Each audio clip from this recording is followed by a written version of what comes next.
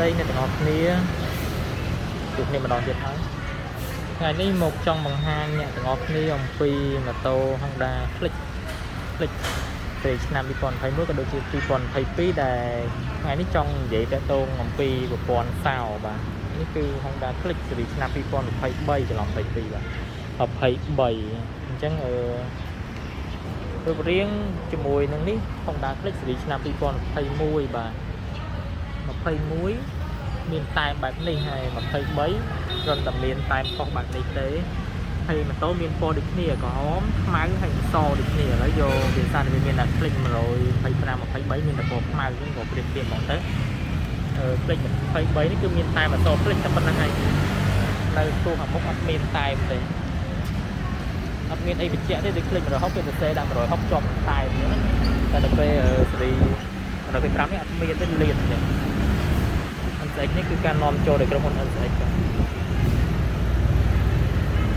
សសិតខ្មៅសិតក្រហមសិតឡាយជាមួយនឹងកន្លែងក្រោមកែពណ៌ក្រហមបែបនេះហើយសម្រាប់ Click 125សេរីឆ្នាំ2021វិញគឺមានតែបែបនេះមានអក្សរ Click បងប្អូនស្គាល់ហើយអី Click 125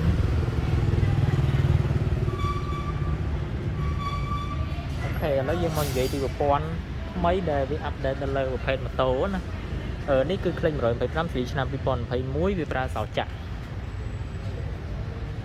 បែបនេះ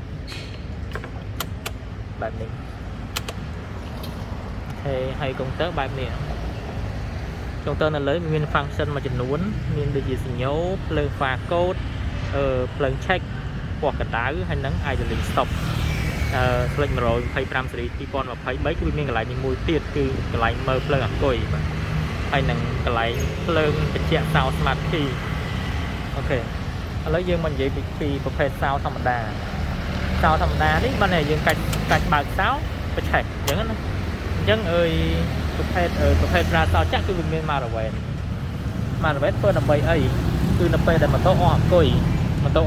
គឺយើងប្រើ Maravet ដើម្បីធាក់ចាំតែយើងកាច់បើកសោមកភ្លើងកុងទ័រអត់មានទេប៉ុន្តែពេលដែលយើងធាក់បញ្ឆេះគឺម៉ូតូវាឆេះហើយ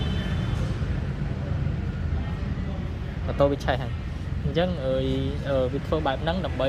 បានជំរើសនៃការបញ្ឆេះគឺមាន2ទី1គឺការចុចដេនិងទី2គឺការធាក់បញ្ឆេះហើយយើងមកមើល Click 125សេរីឆ្នាំ2023វិញគឺជាប់មកជាមួយនឹងប្រភេទ Sound Smart Key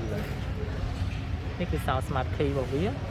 យើងចុចដូចគ្នាទេគ្រាន់តែយើងចុចនេះដាក់ Sound ទេយើងអាចកាច់បើកប្រើបានដូចគ្នាហើយកន្លែងនេះគឺកន្លែងសម្រាប់ Sound ពិសេសនៅពេលដែលម៉ូតូវាអស់អង្គុយយើងអាចកាច់បានទេអញ្ចឹងយើងចង់បើកកែបយើងយក Sound ពិសេសមកបើកនៅក្នុងប្រអប់នេះហើយនេះគឺកុងទ័រសេរីឆ្នាំ2023គេមើលទៅច្បាស់ទេវាមានសញ្ញោមានភ្លើង Sound ដើម្បីឲ្យដឹងថាស្គាល់ Sound ឬអត់ភ្លើង pha code ភ្លើង check កណ្ដៅម៉ាស៊ីនតាមសិនឡើងខ្លាំងលោតភ្លើងក្រហមហើយទៅវិញ stop ហើយនឹងចំណុចអង្គុយបើសិនជាម៉ូតូខ្សោយអង្គុយវានឹងលោតបង្ហាញលើនេះថាអង្គុយឡើងពណ៌ក្រហមនេះខ្សោយហើយភ្លើងមួយនេះគឺសម្រាប់ពេលដែលយើងចាក់ឡុកម៉ូតូបានន័យថាយើងដាក់សារ៉ែនចោលណាពេលយើងដាក់សារ៉ែនចោលវាភ្លើងកន្លែងនេះភ្លើងជាប់ភ្លើងអត់ជាប់វាភ្លើងលោតតិចដើម្បីបញ្ជាក់ថាម៉ូតូវានៅក្នុងការដាក់សារ៉ែនអញ្ចឹងបើសិនជាមានគេរំខានដោយការប៉ះទង្គិចម៉ូតូវានឹងលោតសារ៉ែនអញ្ចឹងអូខេមកនិយាយពី Sound Smart Key វិញម៉ូតូដែលប្រើ Sound Smart Key គឺគេអត់បានភ្ជាប់មកជាមួយនឹង Maravet ទេមូលហេតុអីពួកអីបើសិនជាម៉ូតូអស់អង្គុយគឺ Sound Smart Key អាចបញ្ជាបានអត់អាចបើកបានទេទោះបីជា tele យើងមានភ្លើងប៉ុន្តែ Sound ដែលកន្លែងកុងតាក់នោះគឺអាចកាច់បានទេដូច្នេះយើងអាចធាក់បញ្ឆេះបានទេมันអាចធាក់បញ្ឆេះបានទេអញ្ចឹងបានជាគេមិនបានជាប់មកជាមួយនឹង Maravet ពេលដែលអត់មានភ្លើងដែលឥឡូវនេះអត់មានភ្លើងអញ្ចឹងយើងអាចកាច់បានគឺនៅគាំងក្នុងនឹងតែម្ដងអញ្ចឹងចំណុចដែលយើងធ្វើបានគឺយើងដោះអង្គុយដើម្បីផ្លាស់ប្ដូរឬក៏សាកអង្គុយនឹងបានយកមកប្រើបានម្ដងទៀតអញ្ចឹងវាបញ្ហាគឺមានត្រង់ហ្នឹងជាមួយនឹង Sound Smart Key ជាមួយនឹង Sound ចាក់ធម្មតាប៉ុន្តែក៏មានចំណុចល្អដែរ Sound Smart Key គឺ Sound Smart Key អត់អាចមានអ្នកលួចបានទេពេលដែលអត់មាន Sound គឺអត់មានជាង Sound នឹងអាចមកគាស់បំបែកវាដើម្បី បើកបានទេអាចកាច់បានអញ្ចឹង security វានឹងខ្ពស់ជាងប្រភេទសោចាក់បន្តិច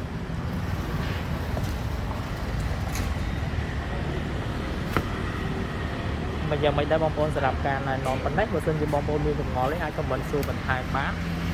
ហើយបើសិនជាខ្ញុំអាចឆ្លើយបានខ្ញុំឆ្លើយជូនបាទសម្រាប់ប្រភេទសោហើយនិងប្រភេទ smart key ហ្នឹងគឺវាមានប៉ុណ្ណឹងអញ្ចឹងណាចឹងបើមានចម្ងល់អីផ្សេងទៀតតាក់ទងនឹង Honda Click ឬក៏ model ផ្សេងៗក៏អាច comment សួរនៅខាងក្រោមនេះបានដែរខ្ញុំនឹងពេញចិត្តក្នុងការឆ្លើយតបទៅកាន់បងប្អូនទាំងអស់គ្នាបាទអរគុណ